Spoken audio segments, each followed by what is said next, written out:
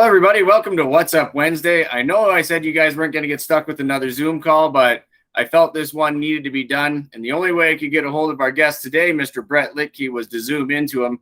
Bret, you just won your first race the other day. How was that, man?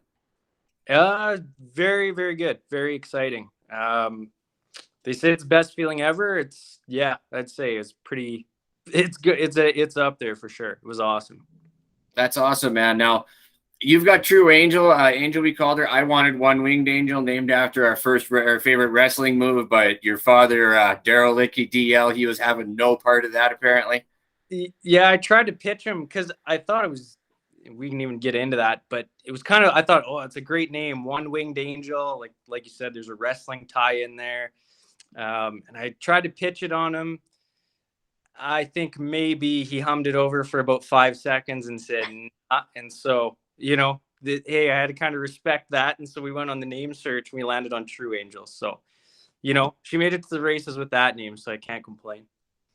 Well, that's great, man. And like I said, you won your first race the other day. Now, most of the people we see competing at the track on two, actually, where you won your race the other day, I should give them a quick shout out too. But they do it more. That's their only source of income. We kind of talked this about before. You have a job that's your side job. You don't make money just from your racehorse. How do you feel that makes things a little different? What are the challenges with that with you? It is different for sure. I have a respect for the people that, and my dad did it his whole life, right? Like that was his work, his line of work. So it is different to be, you work full time, and then the way it is now, my dad and I, we sort of split, the time at the barn. So he takes 3 days of the week, when I can't get there, and I do the other 4. And, sometimes that crosses over. But so, especially in the winter, even when we were training down at Century Mile, it's, the track hours are 7 a.m. till noon. Well, that means on Mondays and Fridays, I'm going before work. But I was used to doing that. A few years ago, we were training actually True Angel's mother at Northlands. So I would go jog the horse before work at 6:30, 7, whatever time Doug Stout could get that track gate open ahead of the track hours, and, jog her before work and then go after work to feed. So you kind of get into that routine. But to be honest, like that's most of the time, it's the best part of the day. Not to slight my job, but I mean, I think anyone that's jogged a horse or trained a horse, I mean, it's kind of the best sort of part of your day is when you're out there with the actual horse, or you're in the barn brushing them off. So there's a challenge to it, balancing both, but I have a pretty good way of going right now, so I don't really complain. I like how it's working out. It's nice when you can keep it as a pleasure thing, and you don't have to get the anxiety of, geez, I hope this horse doesn't get sick, and I can still eat and also feed the horse that week.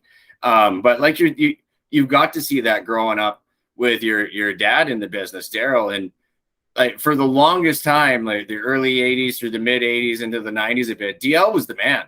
You know what I mean? Like, especially even as a younger driver coming up, we knew that if Daryl made front, you just waited because you weren't getting past him. It was just his thing. So what's that like having a dad that was thought of like that growing up? I mean, I know a little bit of it, but do you have any aspirations of maybe getting on the bike and filling those shoes, I guess is where I'm going with this?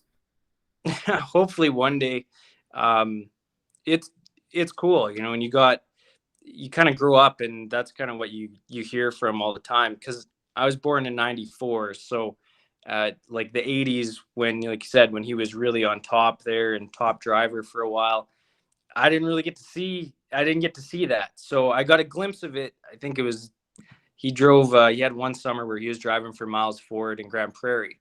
And so it was like, and he won a ton of races that summer. So it was like, holy smokes. Like I got to really see like a dominant sort of a meet from him as a driver. And so I always look back at that, but you hear from everyone like, oh, in the bike, he was the best. And so it was, and then you read the stats, and even to this day, there's not a lot of video that at least I've seen from the 80s. So occasionally like a old replay from a Breeders' Crown Day or something at Northlands will pop up. So even if it's, him getting third in a race in an invitational.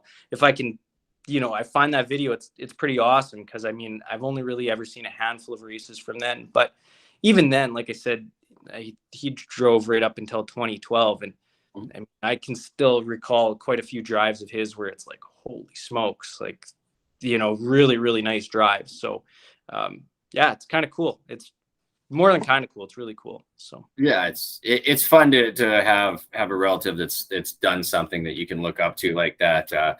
Just trying to not get overwhelmed by the shadow sometimes can be the issue.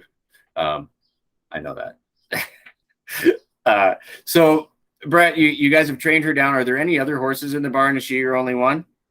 she's our only one, so she gets all the attention, which, I mean, for now, it's good. It's manageable. Right now too, there's, with stabling, like you said, you got to reach me by a Zoom call, because we live up here in Edmonton. So racing, last couple of years has been predominantly in Calgary, so it's made it a little difficult. Bedrock was recently sold, so I mean, there's a transition period. Ideally, maybe you'd like to get one or two more down the line, but for now, she's the only one, and that's fine. She gets all the attention. Like I said, she's not spoiled at all. So speaking of down the line and foals and stuff, you've been with Candace for a while. Is Candace girlfriend or fiance? It's fiance, yeah. Is it not? Yeah, it's fiance. Yeah, we've been together. That's what I thought. And any future little Brets coming out soon, huh? Any new horsemen? We need to improve the future of horse racing. Not yet. I don't even know how I'd fit that in my schedule yet. Like I said, we got a dog, we got Angel. That's enough children for now. Maybe somewhere down the line, but the schedule's pretty full right now. Oh, Bret, you almost entertained me so much there. I asked you that question. You said, I don't know how to fit. That could have went so many different entertaining ways.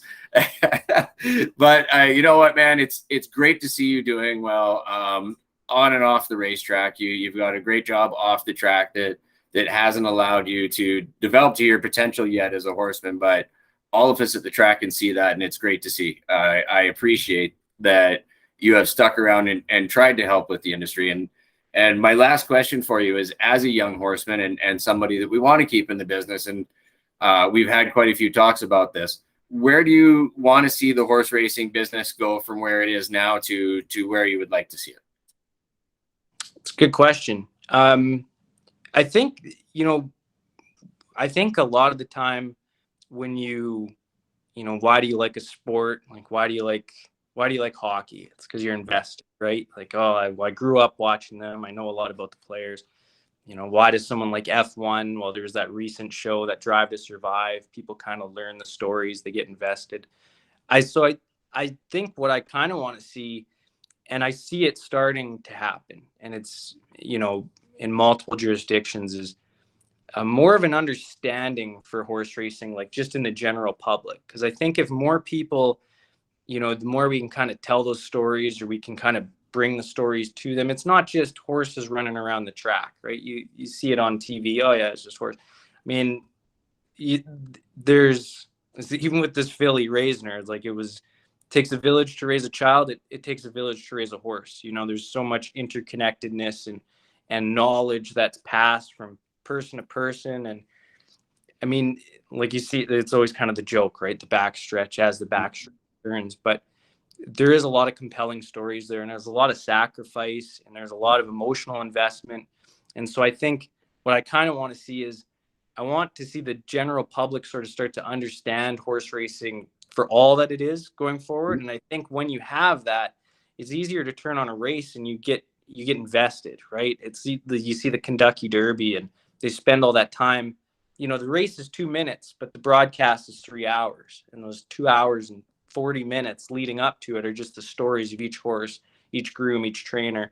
And I mean, you could do that for anyone in the backstretch. So that's what I kind of want to see. And I think the more that we kind of promote that, and we kind of, add that personality to horse racing, the more that people get invested, and they'll realize, like, there's nothing like it. That's whenever I get asked about harness racing, like you said, in my real job, it's telling them, it's like, there's nothing else like it. There's nothing else like it. There's a reason why you kind of go and do it, because to me, it's the best sport in the world. But, it's just trying to get other people to kind of understand it and appreciate it. And at one point, the largest spectator sport up until the 60s or 70s was harness racing, or horse racing in general. People were showing up for it.